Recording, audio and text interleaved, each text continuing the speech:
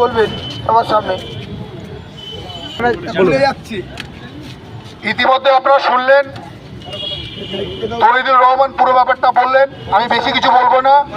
আমি আপনারা যারা আছেন বা এখানে আমাদের স্যারেরা আছে, আপনাদের মধ্যে একটাই কথা বলতে চাই, আগামী দিনে দেখা হবে। আজকে যে ব্যবহারটা করলেন, আগামী দিনের জন্য রেডি থাকুন। 50,000 ছাত্র নিয়ে শিক্ষামন্ত্রীর বাড়ি ঘেরাও হবে।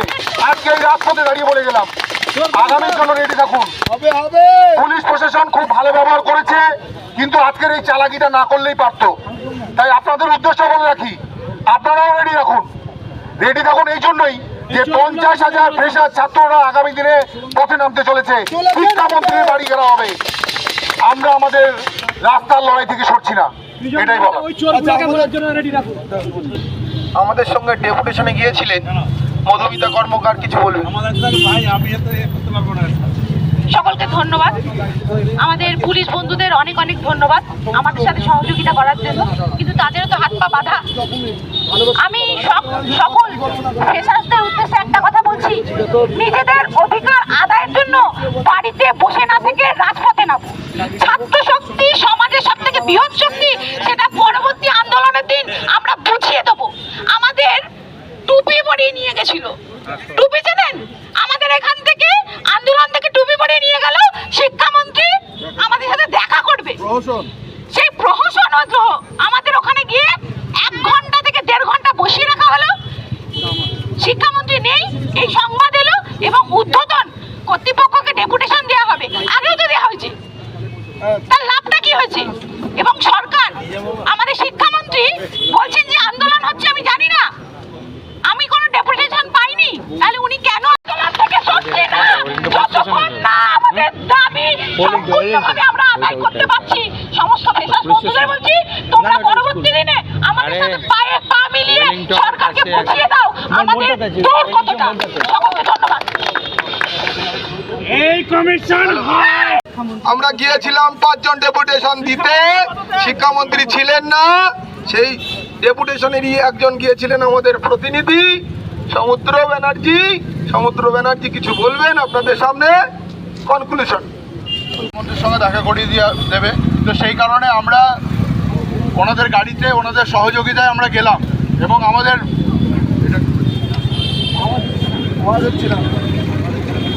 হ্যালো, হ্যাঁ, তো এবার হচ্ছে ঘটনা। তো আমরা দীর্ঘক্ষণ ওখানে প্রায় 1 ঘন্টা ধরে অপেক্ষা করলাম। তো ওনাদের কাছ থেকে এটাই বার্তা এলো যে শিক্ষামন্ত্রী নেই। এবার ঘটনা হচ্ছে, ওনারা বললেন যে উচ্চপদস্থ কোনো ডেপুটি সেক্রেটারি কারোর সঙ্গে দেখা করার জন্য। কিন্তু এই ঘটনা আমরা আগেও হয়েছে, আমরা ডেপুটেশন দিয়েছি, কিন্তু সেই ডেপুটেশনের যে আমাদের দাবি দেওয়া, সেটা শিক্ষামন্ত্রীর কাছ অবধি পৌঁছাচ্ছে না। তো আমরা চাইছি শিক্ষামন্ত্রীর সঙ্গে সরাসরি কিভাবে দেখা করা যায়। তো সেটা আপনাদের মিডিয়া বন্ধুদের কাছ থেকেও আমি জানতে চাইছি যে এটাকে ওনাকেও প্রশ্ন করা হোক যে এইভাবে আমাদের আর কতদিন আমরা এইভাবে ওনার সঙ্গে না দেখা করে থাকতে পারবো। আজকে আমাদের দাবি দেওয়াগুলো আমাদের অভিভাবক হিসাবে ওনাকে শুনতে হবে, ওনাকে বুঝতে হবে যে এইভাবে একটা বঞ্চিত মেধারা এইভাবে আজকে রাজপথে বসে আছে। হ্যাঁ, তো সেই কারণে আমরা এরপরে আবার যাতে আন্দোলন হয়, সেই জন্য আমি সকল ফ্রেশার্সদের আবার আহ্বান জানাচ্ছি যে আপনারা আসুন, আপনারা নিজেদের দাবি দেওয়াগুলো তুলে ধরুন। আপনাদের একক স্বার্থ বৃহত্তর সমষ্টিগত স্বার্থে যেন পরিণত হয়, এই রাজপথ যেন সকলের জন্য হয়। আমি কথা বলতে গিয়েছিলেন, তারা আপনাদেরকে বার্তা দিচ্ছেন, আপনারা সবই শুনলেন কিভাবে আমাদের সাথে প্রহসন করা হলো এবং হেনস্থা করা হলো দেখা করার নামে। তাই এখানে আমার পুলিশদের প্রতি কোনো অভিযোগ নেই। কলকাতা পুলিশকে অসংখ্য ধন্যবাদ, ওনারা আমাদেরকে সম্পূর্ণ সহযোগিতা করেছেন। আমরা আপনাদের উদ্দেশ্যে আগামী দিনে এসএলএসটি ফ্রেশার্স বন্ধুদের জানাতে চাই, আপনারা ঘরে বসে না থেকে বেরিয়ে আসুন। কারণ এই মনে করুন আজ 10 বছর ধরে পরীক্ষা হয়নি, এবার যদি চুপ করে বসে থাকেন আর কোনোদিন ঘুরে দাঁড়াতে পারবেন না। খালি বারবার করে মানুষ লোক দেখাবে পরের পরীক্ষা, পরের পরীক্ষা, পরের পরীক্ষা। এইটা দিয়ে সিদ্ধান্ত নেন, এবার নয় তো আর কখনো নয়। এই পরীক্ষা দিয়েছেন, এই পরীক্ষার মাধ্যমে আমাদের নিজেদের অধিকারটা কেন আমরা ভালো পরীক্ষা দিও কেন এক্সট্রা 10 নম্বর আগে পাইনি আমাদের বঞ্চিত করা হবে। তাই আমি 3টে দাবি আরেকবার তুলে ধরে আমি আমাদের আন্দোলনের কনক্লুশন জানবো।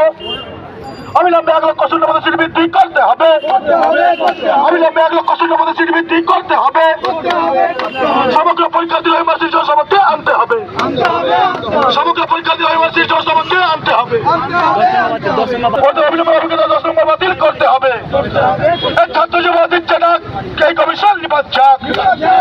আজ 10 বছর ধরে শিক্ষক নিয়োগ হয়নি কেন? শিক্ষামন্ত্রী জবাব চাই, জবাব দাও। আজ 10 বছর ধরে শিক্ষক নিয়োগ হয়নি কেন? শিক্ষামন্ত্রী জবাব চাই, জবাব দাও। এই চেয়ারম্যান নাটক বাজতাই আমরা রাস্তায় আজ এই চোর কমিশন হাই হাই, এই কমিশন হাই হাই। আমরা আগামী দিনে আবার বৃহত্তর আন্দোলনে ডাক দেবো, সেদিন প্রস্তুত থাকুন শিক্ষামন্ত্রী, প্রস্তুত থাকুন কমিশন, তৈরি থাকুন আমরা। শিক্ষামন্ত্রী হুঁশিয়ার, শিক্ষামন্ত্রী হুঁশিয়ার, শিক্ষামন্ত্রী হুঁশিয়ার, এই কমিশন হুঁশিয়ার।